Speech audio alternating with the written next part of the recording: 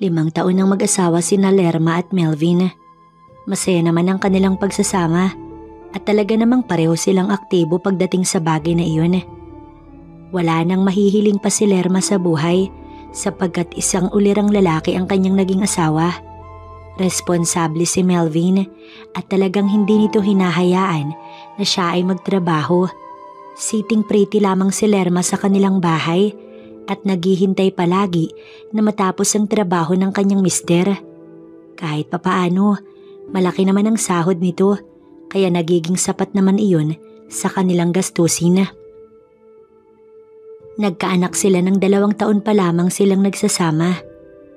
Ngunit sa kasamaang palad, namatay ang kanilang anak sa isang malubhang sakit noong ito ay 5 buwang gulang pa lamang. Halos hindi matanggap ni Lerma ang pangyayaring iyon at simula noon ay hindi na ulit sila biniyayaan pa ng anak. Siguro talagang hindi pa gusto ng Panginoon na magkaroon sila ng anak.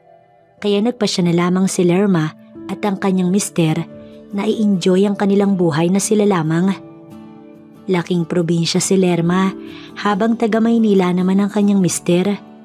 Kaya naman simula nang magkakilala sila at ikasal ay hindi pa nakakauwi sa probinsya si Lerma. Wala tuloy pagkakataon na makilala ng kanyang pamilya ang kanyang mister. Nasanay na rin naman si Lerma na hindi umuwi. Sapat naman na nakakausap niya sa video call ang kanyang ina sa probinsya. Paminsan-minsan, nagpapadala rin siya ng pera sa mga ito. Walang ginawa si Lerma sa araw-araw kundi ang gumala, mamasyal sa mall, kasama ang isa niyang kaibigan na wala pang asawa. Habang ang kanyang mister naman, nagtatrabaho, siya naman ay nagwawaldas lamang ng pera. Bagay na hindi naman sinuway ng kanyang mister. Hinahayaan lamang siya nito sapagkat alam naman ito na palagi siyang nabuburyong sa kanilang bahay. Nang araw nga na iyon, lumabas si Lerma, nag-shopping at kakabigay lang ng kanyang mister ng allowance. Masaya si Lerma sa araw na yun at pumasok siya sa isang resto kung saan palagi siyang kumakain kasama si Nelly.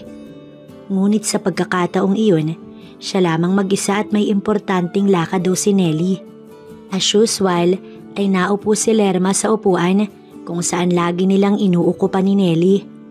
Hanggang sa masilayan niyang muli ang waiter na siyang palaging nagsisilbi sa kanila. Naalala niya si Nelly. Kilig na kilig ito sa waiter na iyon at isa iyon sa dahilan kung bakit palagi silang naroon. Gwapo kasi ang naturang waiter. Matangkad, matipuno ang katawan at talaga namang nakakatakam. Kung wala nga lang asawa si Lerma, baka umamin na siya sa waiter na gusto niya ito. Kaso kahit papaano, naalala ni Lerma ang kanyang mister. Kahit papaano, nagagawa niyang magpigil. Kung siya kasi ang tatanungin, type niya rin ang waiter at talaga namang kahit sino yatang babae ay papatol dito. Ngumiti na nga sa kanya ang waiter at tinanong siya ng kanyang order. Kaagad naman niyang sinabi rito ang dati na siya namang ikinatango nito. Hindi naman nagtagal si Lerma sa restaurant na iyon at tumawag ang kanyang mister na maaga raw itong uuwi. Siyempre, hindi naman niya nakakalimutan ang obligasyon niya rito bilang asawa. Kailangan pa niyang magluto at alam niyang luto lang niya ang makakapagpatanggal ng pagod dito. Ilang minuto nga at narating niya na ang kanilang bahay. Kaagad na siyang dumiretso sa kanilang silid, dala-dala ang mga pinamili niya at saka nagbihis. Isang manipis na bestida lamang ang kanyang suot at tumungo na sa kusina. 4:00 pa lamang ng hapon, ngunit alam niyang ilang saglit na lang darating na ang kanyang mister. Mga paboritong pagkain nito ang kanyang iniluto. Maya-maya pa nga, dumating na ito na may dala-dala ring pagkain na kanyang paborito. Kaagad naman siyang natakam at sinalubong na ang kanyang mister. Yumakap pa siya rito at hinalikan naman siya nito. Kahit kailan talaga, napaka-sweet ng kanyang mister. Kinain na niya ang mga pagkaing binili nito sa kanya habang ito'y nasa banyo at kasalukuyang naliligo.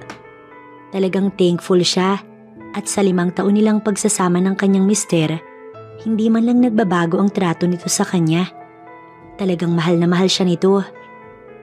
Sakto namang pagkatapos maligo ng kanyang mister, tapos na rin siyang kumain. Balak niyang saluhan ito sa hapunan kahit pabusog siya sa mga pagkaing binili nito para sa kanya. Natuwa naman ito nang makitang purong paborito nito ang nakahain sa hapagkainan. Kaagad na siguro itong natakam, kaya naupo na ito at naglagay na ng pagkain sa plato. Naupo na rin siya sa harap nito at nagsimula na rin kumain. Maraming kwento ang kanyang asawa at talaga namang masaya silang kumakain hanggang sa sila ay natapos. Kumuha pa siya ng prutas sa ref at saka iyon binalatan. Nagligpit na siya ng kanilang pinagkainan nang matapos silang kumain ng prutas. Naghugas siya ng mga ginamit niya sa pagluluto habang ang mister naman niya nanood na ng sports sa telebisyon na inaabangan nito.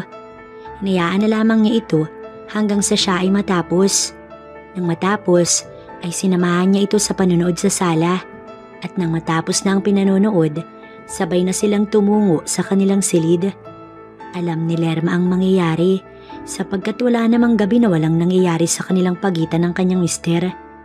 Inihanda niya na ang sarili at tiyak na magiging mainit ang kanyang bawat gabi. Maya-maya pa nga ay nagaganap na ang bagay na iyon sa kanilang pagitan. Wala man lang ibang aksyon at iyon na agad. Minsan, sa ganoon lang ang nakakapag-init ng ulo ni Lerma. Wala man lang ibang nangyari. Gusto rin kasi sana niya maranasan ng iba pang bagay. Kaso hindi naman mahilig ang kanyang mister sa ganoon. Ganun pa man, satisfied naman si Lerma kahit papaano. Medyo matagal kasing natapos ang kanyang mister kapag ginagawa nila ang bagay na yun, kaya kahit papaano, nakukuha naman niya ang kanyang sayang nais. Naiinis si Lerma sapagkat tamad ang kanyang mister, tamad mag-effort, nang sa ganoon, pareho naman silang masiyahan. Palaging siya yung naghihirap at nagpapakapagod, samantalang ito wala namang ginagawa. Pilit naman niya itong inintindi at alam niyang pagod ito sa trabaho, pero gusto rin sana niyang maranasan na ito naman ang magkusa. Para kasing kulang kapag siya palagi ang gumagawa, habang ito ay wala lang. Nagiging unfair iyon sa kanya at minsan nakakainis lang isipin. Katulad ng mga oras na iyon. Hindi na siya nakapagpigil sa inis. Hinabulot niya ang kanyang kamay at umayos na ng higa. Ang gusto lang naman sana niya, suyuin siya nito at ito naman ang gumawa ng mga bagay-bagay na sila lang din naman ang makikinabang. Ngunit ayun at hinayaan siya ng kanyang mister at natulog na nga ito habang siya nagpupuyo sa matinding pagkabitin. Pareho nga silang mahilig at aktibo pagdating sa bagay na yun. Ngunit para talagang kulang. Yun bang may hinahanap-hanap pa si Lerma? Talaga namang mas matindi pa sa kasiyahan. Natulog na lamang siya na masama ang kanyang loob. Wala naman siyang masabi. Oo, sweet sa kanya ang kanyang mister, katulad ng kanyang nasabi. Pero ganoon na nga ang problema. Minsan kasi, hindi nito napupunan ang kanyang kagustuhan. Gusto kasi niya ng hard, samantalang simple lang ang gusto nito. Pero katulad ng nangyayari, gumising ito na parang walang nangyaring samaan ng loob. Sweet pa rin naman ito at may pahalik-halik pa bago pumasok sa trabaho. Kinimkim na lamang ni Lerma ang sama ng loob niya sa kanyang mister. Inisip niya tuloy na siguro kapag sa ibang babae, hindi naman tatama rin ang kanyang mister. Nasanay lang siguro ito na siya ang palaging nagdadala. Kaya isinusumpa niya na mula sa araw na yun, pagdadamutan niya na ang kanyang mister. Nang araw na iyon ay wala naman sanang lakad si Lerma. Ngunit pagsapit ng 10:00 ng umaga, nabagot siya kaya umalis siya at naisipang doon na mag-lunch sa resto na siyang lagi niyang pinapasukan. Mag-isa muli siya at muli ay nakita niya roon ang hinahangaang waiter. Sa tansya niya ay hindi naman magkalayo ang edad nila nito. Hanggang sa nilapitan siya nito at tinanong ang kanyang order na sinabihan uli niya na katulad ng dati. Sa hindi malamang dahilan, pagbalik nito dala ang order niya, ay hindi niya napigilang magtanong dito na kung anong oras ito matatapos sa trabaho. Mukhang nagulat naman ng lalaki sa naging tanong niya. Ngunit nagawa naman itong sumagot. Hanggang 9 PM daw ito roon at overtime raw. Siguro nga, nababaliw na si Lerma. Kaya niya nasabi na babayaran niya ito ng sahod nito sa buong araw. Basta mag half day lamang ito at samahan siya sa lugar na maaari nilang pasyalan. Dala na rin siguro ng matinding tampo niya sa mister, kaya niya iyon nagagawa. Mukhang natuwa naman ang waiter at kaagad na pumayag. Pagkatapos nga niyang kumain, ay saktong tapos na ang half day nito sa work. Nagpa siya silang umalis at noong una, pumunta lang sila sa mall. Doon ay binilahan niya ng 3 pirasong damit ng lalaki na sa tingin niya ay babagay rito. Laking pasasalamat naman ito sa kanya, kaya dinagdagan pa niya ng mamahaling sapatos ang binili niya para rito. Hindi na maintindihan ni Lerma ang sarili kung bakit niya nagagawa ang bagay na iyon. Basta ang alam niya ay nagsisenti siya at mayroon siyang hinahanap-hanap. Hindi lubos maisip ni Lerma kung bakit humantong siya sa ganoon. Kasama niya si Warren, ang waiter. Naroon sila sa isang tagong hotel at talaga namang hindi na napigil ni Lerma ang pag-inita ng katawan. Tuluyan niyang nakalimutan ng kanyang mister na kanina pa tawag ng tawag sa kanyang cellphone. Nagawa pa niya itong patayan ng cellphone nang sa ganoon wala nang istorbo. Basta iisa lang ang alam ni Lerma ng gabing yun. Nais niyang ma-experience ang ibang klase namang kaganapan, yung mas nakaka-excite. Kaya naman, hindi na nagpatumpik-tumpik pa si Lerma at kaagad na niyang pinagsilbihan ng lalaki. Talagang ang katulad ni Warren ang kanyang nais. Halatang mas may edad na sa kanya, ngunit bakas pa rin ang kagwapuhan. Hindi siya halos makapaniwala na magagawa niyang magkaroon ng kasamang lalaki bukod sa kanyang mister. Nagugulat siyang malaman sa kanyang sarili na mayroon pala siyang ganong klaseng ugali. Nakatago lamang pala iyon sa loob ng ilang taon nilang mag-asawa. Hanggang sa ilang saglit pa nga, nagawa na siyang hilahin ni Warren sa gawin ng kama. At doon itinulak siya nito na siyang dahilan ng pagbagsak niya sa malambot na kutsyon. Labis na kagalakan na ang nararamdaman ni Lerma ng mga sandaling yun. Namalaya na lamang niya na tuluyan na nga nilang ginagawa ang bagay na iyon. Ilang segundo pa ang lumipas. Hindi na nagawa pang pigilan ni Lerma ang ingay na namuo sa kanyang lalamunan. Talagang tanaw niya na ang dulo. Awang na ang kanyang labi hanggang sa hindi nga nagtagal. Tuluyang narating ni Lerma ang dulo. Saglit na tumigil ang kanyang mundo at napapikit ng mariin. Sabay kawala ng ingay sa kanyang lalamunan. Kamuntik pang mawala ng kulay itim ang kanyang mga mata sa tindi ng pagdating niya sa dulo. Walang katulad na saya ang kanyang naramdaman ng mga oras na yun. Ilang sandali pa, narating na rin ni Warren ang dulo. Napayakap na lamang ito sa kanya. Lumipas ang ilang minuto, tsaka lamang tila natauhan si Lerma. Nakita niyang 9:00 na pala ng gabi. Napahaba na masyado ang pagsasama nila ni Warren. Kaagad niyang naalala ang kanyang mister. Binuksan niya ang kanyang cellphone at nakita ngang napakarami ng text nito sa kanya. Nag-aalala na ito sa kanya. Nag-text na lamang siya rito na hindi nga siya makakauwi at kailangan niyang samahan sa bahay ang kanyang kaibigan na may sakit. Mukhang naniwala naman ang kanyang mister at sinabi sa kanya na nag-alala daw ito. Mag-ingat na lamang daw siya at hindi rin daw ito magawang matulog.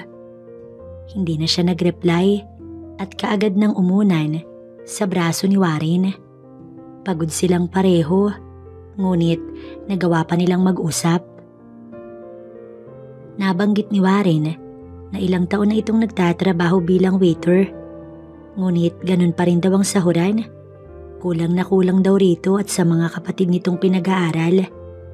Malaki raw ang bawas sa sahod nito at mahal daw binabayad nito sa boarding house nito buwan-buwan. Hindi alam ni Lerma kung bakit inalok niya ang lalaki na doon na lamang tumuloy sa kanilang bahay. Nag-alala naman ito na na baka malaman ng kanyang mister.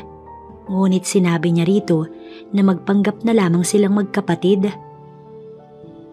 Hindi kilala ng kanyang mister ang kanyang mga kapatid, kaya madali na sabihin niya dito na kapatid niya nga si Warren. Tulong niya na rin iyon sa lalaki at hindi ito magbabayad pa sa renta. Pabor na iyon dito, lalo na sa kanya. Tiyak na palagi siyang busog kapag nagkataon, kaya hindi siya halos makapaghintay pang pumayag si Warren. Umaga nang nakauwi si Lerma. Pumasok naman sa trabaho si Warren pagkatapos niyang kunin ang cellphone number nito. Tatawagan na lamang niya ito kapag nasabi niya na sa asawa ang kanyang plano. Pauwi nga, naabutan niya ang kanyang mister na kasalukuyang nagluluto ng umagahan. Wala kasi itong pasok sa trabaho tuwing weekends. Gumuhit ang isang matamis na ngiti sa mga labi ni Lerma at lumapit sa kanyang mister. Humalik pa siya rito na ginantihan naman ito. Buong akala nito ay sa kaibigan niya siya natulog. Ngunit ang totoo ay may kasama siyang ibang lalaki sa buong magdamag. Tumuloy na muna siya sa silid nilang mag-asawa at naligo. Nanlalagkit kasi ang kanyang katawan. Nang matapos sa paliligo, nagpa siyang tulungan sa pagluluto ang kanyang mister. Ngunit nadatnan niyang nakahain na ito at tapos na sa ginagawa. Naupo na lamang siya sa hapag at talagang pinagsilbihan siya ng kanyang mister. Masaya nilang pinagsaluhan ng pagkain hanggang sa nagkaroon siya ng pagkakataong magsalita. Mamaya pala, love. Baka dumating ang kuya ko. Kailangan kasi niya ng matutuluyan eh. Sa sinabi niya ay kaagad na tumuon sa kanyang gawi ang mga mata ng kanyang mister. Mukhang ito'y nagulat. Kuya, bakit? Nandito ba siya sa Maynila? Kaagad naman siyang naghanap ng ibang dahilan. Total, hindi naman talaga kilala ng kanyang mister ni isa sa kanyang mga kapatid. Hindi naman kasi ito nagagawi doon sa may resto kung saan nagtatrabaho si Warren. Ganoon na lamang ang galak ni Lerma nang mapapayag ang kanyang mister. Nagalak pa nga itong makilala ang kanyang peking kuya. Natawa na lamang si Lerma sa kanyang naisip. Isang malaking panluloko ang ganyang gagawin. Ngunit anong magagawa niya?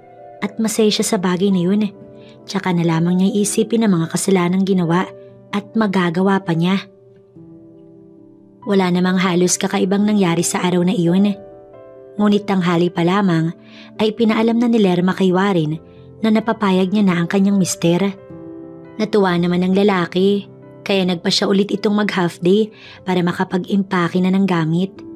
Ibinigay na niya nga rito ang kanilang address. Hindi maipaliwanag na kaba ang kanyang nararamdaman ng mga oras na yun. Kinakabahan siya na hindi niya mawari. Halos hindi na siya makapaghintay na makitang muli ang lalaki. Gusto niya ulit maranasan ang mapunta sa mga bisig nito at maikulong doon. Sumapit nga ang hapon ay dumating na si Warren. Lumukso sa tuwa ang puso ni Lerma nang mamataan niya ang lalaki. Kaagad niya itong sinalubong ng yakap habang nakasunod naman sa kanya ang kanyang mister. Kuya, mabuti na nandito ka na. Wika niya sa pamamagitan ng mahigpit na yakap nila sa isa't isa. Pagkatapos ay lumingon siya at ipinakilala na sa kanyang mister ang kanyang di umano na kuya. Magilo naman ang pagtanggap ng kanyang mister sa inakala nitong kuya niya. Ngunit lingid sa kaalaman nito, lalaki pala niya. Pumasok na sila sa bahay at doon naghihintay ang mga masasarap na pagkain na in-order pa ng kanyang mister.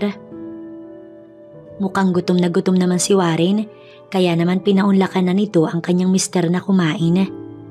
Mag-aalas 6:30 na rin yun, kaya hapunan na nila yun. Mukhang nakapalagay ng loob ng kanyang mister si Warren. Sa buong oras ng pagkain nila, walang ibang tinitignan si Lerma kundi si Warren. Talagang hangang-hanga siya sa gwapo nitong muka. Hindi nga siya makapaghintay na sumapit ang hating gabi at gagawa talaga siya ng paraan upang sumalisi sa kanyang mister. Tulog mantika kasi ito kaya mahirap gisingin. Tiyak magkakaroon sila ng pagkakataon ni Warren.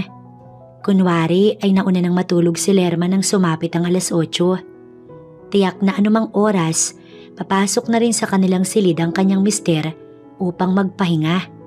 Mukhang umaayon nga sa kanya ang pagkakataon at hindi siya nagkakamali. Pumasok na nga ang kanyang mister at balak ng magpahinga. Nagtulog-tulugan na lamang si Lerma nang sa ganoon, wala nang masabi pa ang kanyang mister at makatulog na rin ito. Malakas na pakiramdam ang ginagawa ni Lerma. Hindi magawang kumilos kapag hindi niya naririnig na naghihilik na ang kanyang mister. Tiyak kasi na mababaw pa ang tulog nito kapag hindi naghihilik. Ilang minuto pang paghihintay, narinig niya na ang hudyat. Agad na siyang bumangon at tumungo sa gawin ng pinto. Pinihit niya ang siradora at saka lumabas na. Sa inaasahan ay hindi nakalak ang pinto ng silid na inuukupan ni Warren. Madali lamang niya iyong nabuksan at tagumpay siyang nakapasok. Naroon nga't hinihintay siya ng lalaki. Kaagad silang nagyakap at humantong sila sa kama. Talagang nadarang na si Lerma ng mga oras na yun hanggang sa tuluyan na nga nilang nagawa ang bagay na iyon. Halos mabaliw na naman si Lerma ng mga sandaling yun. Talagang kakaiba ang nararamdaman niya kapag ang kasama ay si Warren. Pigil na pigil niya ang makapagpakawala ng ingay kahit na gustong-gusto niyang mag-ingay. Talagang patindi ng patindi ang sensasyon na kanilang pinagsasaluhan hanggang sa sabay nga nilang narating ang dulo. Alam ni Lerma na marami pa silang pagdadaanan ni Warren sa susunod pang mga araw at handa niyang isugal ang lahat para lamang sa kaligayahang kasama niya ang lalaki. Kahit pa nga ang magpanggap itong kuya niya hanggat wala pang alam ang kanyang mister.